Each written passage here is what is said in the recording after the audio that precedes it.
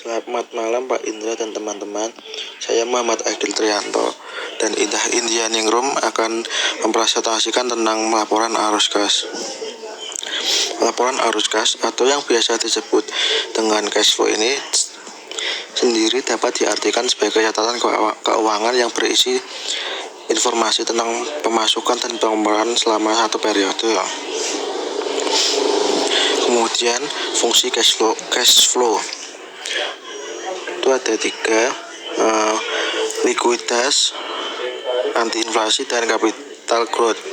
Likuiditas itu dana yang tersedia untuk tujuan memenuhi kebutuhan sehari-hari dan dapat dialirkan. Kalau fungsi inflasi itu dana yang disimpan guna menghindari risiko penurunan pada daya beli di masa datang.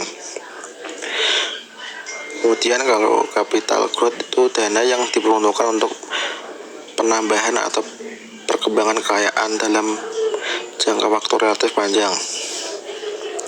Kemudian aliran cash flow yang berhubungan dengan bisnis dapat dibagi menjadi tiga kelompok, yaitu aliran kas awal, aliran kas operasional, dan aliran kas akhir terminal. Kemudian cash flow mempunyai beberapa keterbatasan, diantaranya komposisi penerimaan dan pengeluaran yang dimasukkan dalam arus kas. Perusahaan hanya berpusat pada target yang kurang fleksibel. Kemudian apabila terdapat perubahan pada situasi internal maupun eksternal dari perusahaan yang dapat mempengaruhi estimasi arus kas masuk dan keluar yang seharusnya diperhatikan. Kemudian tips menjaga kestabilan arus kas. Yang pertama itu mengetahui biaya produk dan seluruh pengeluaran.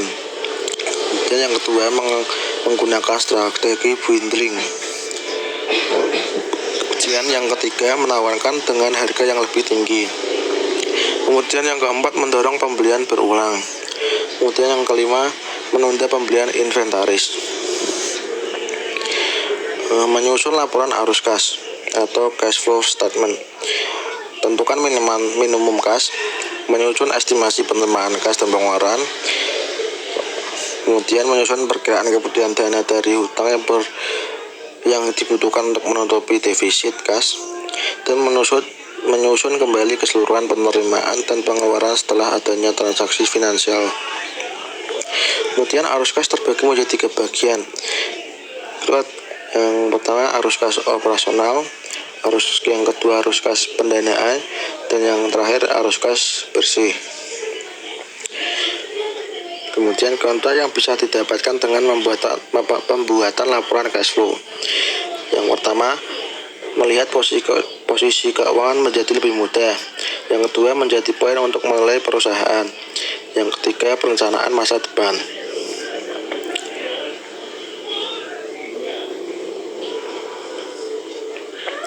Membuat keputusan bisnis berdasarkan laporan arus kas. 1. Mengapa arus kas bersih bisa negatif? Karena arus kas bersih adalah indikator perubahan kas selama periode waktu tertentu. Penurunan kas bersih tidak selalu berarti tidak akan memiliki cukup uang untuk bayar tagihan. Kemudian bagaimana cara mengikuti arus kas? Arus kas yang negatif atau ketat seringkali lebih tentang waktu daripada apapun. Kemudian ketiga, bagaimana dapat menginvestasikan kembali arus kas positif dalam pengembangan bisnis. Salah satu cara untuk mengembangkan bisnis adalah dengan mengambil keputusan dan memanfaatkan uang untuk diinvestasikan lebih lanjut dalam bisnis. Kemudian ada 8 cara meningkatkan arus kas. Yang pertama, simpan buku yang bagus. Yang kedua, perkirakan arus kas dan perolehan dan kelola perkiraan itu dengan hati-hati. Yang ketiga, perhatikan piutang Anda. Yang keempat, minimalkan hutang dagang. Yang kelima, kelola inventaris dengan hati-hati. Yang keenam, kirim faktur segera. Yang ketujuh, buka rekening tabungan bisnis. Kemudian yang terakhir, tingkatkan harga produk dan layanan. Kemudian hal-hal yang perlu dihindari saat kelola arus kas. Jumlah kas kurang, jumlah kas lebih. Kemudian cepat ambil kesimpulan atas posisi kas. Kemudian berikut pelaporan arus mind map pelaporan arus kas.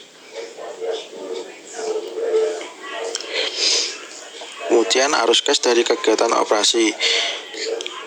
Kas masuk itu seperti penjualan barang dan jasa, penerimaan bunga, penerimaan dividen.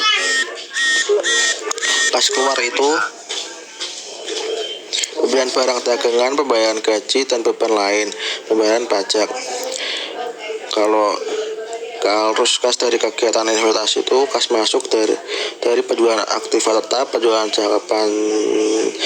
investasi jangka panjang. Kalau kas keluar itu pembelian aktiva tetap, pembelian investasi jangka panjang. Kemudian arus kas dari kegiatan pembiayaan itu kas masuk dari penerbitan bonds dan utang jangka panjang, kemudian penerbitan preferred dan common stock. Kemudian dari kas keluar itu ada pembayaran kas dividen, pembayaran utang, dan penarikan saham treasury. Selanjutnya ada laporan arus kas metode tidak langsung. Metode tidak langsung neraca itu ada kas, aset selain kas, kewajiban, ekuitas pemegang saham. Kemudian ada aset sama dengan kewajiban plus ekuitas pemegang saham. Kemudian ada kas tambah aset selain kas sama dengan kewajiban ditambah ekuitas pemegang saham. Kas sama dengan kewajiban ditambah ekuitas pemegang saham dikurangi aset selain kas. Arus kas ditentukan dengan menganalisis kewajiban, ekuitas pemegang saham, dan aset selain kas. Langkah yang pertama itu dimulai dengan laba bersih perusahaan berdasarkan basis akrual tampak pada laporan laba rugi, laba ditahan, atau laporan perubahan modal. Tidak langsung tentukan laba bersih. Berikut adalah contoh dari laba ditahan. Selanjutnya kegiatan operasi metode tidak langsung arus kas dari kegiatan operasi laba bersih berdasarkan laporan laba rugi. Berikut ini adalah contoh dari arus kas tersebut. Metode tidak langsung. Untuk metode tidak langsung langkah yang kedua itu menentukan beban depresiasi untuk tahun tersebut. Jika tidak terdapat di laporan laba rugi, maka dapat diketahui dengan menganalisis akun akumulasi penyusutan. Metode tidak langsung menentukan beban depresiasi itu akumulasi penyusutan bangunan akun nomor 17. Berikut adalah to statementnya. Contohnya juga. Tidak langsung kegiatan operasi arus kas dari kegiatan operasi itu sebagai berikut. Karena penyusutan mengurangi laba bersih meskipun tidak ada kas yang keluar, maka harus ditambahkan kembali pada laba bersihnya. Metode tidak langsung langkah ketiga itu memilih aset lancar dan kewajiban lancar yang berpengaruh pada arus kas yang mengalami kenaikan atau penurunan. Perubahan dalam akun lancar itu sebagai berikut. Di kredit piutang bersih persediaan, utang dagang, utang beban, utang pajak penghasilan di 2006 dan 2005.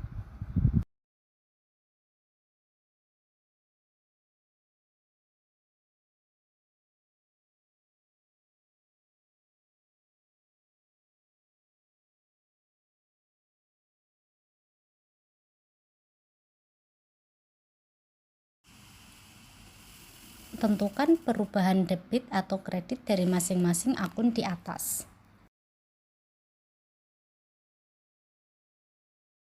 Perubahan debit akan dikurangkan pada laba bersih pada laporan arus kas dari kegiatan operasi. Jadi untuk mendapatkan arus kas bersih dari kegiatan operasi, laba bersih harus dikurangi lebih dahulu dengan perubahan debit itu.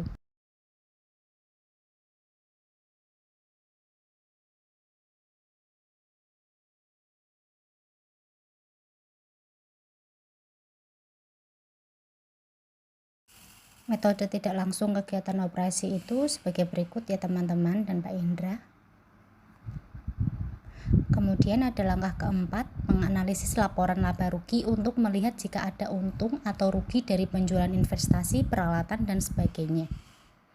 Ada pula metode tidak langsung, contohnya itu layanan laba rugi untuk tahun yang berakhir pada 31 Desember 2006.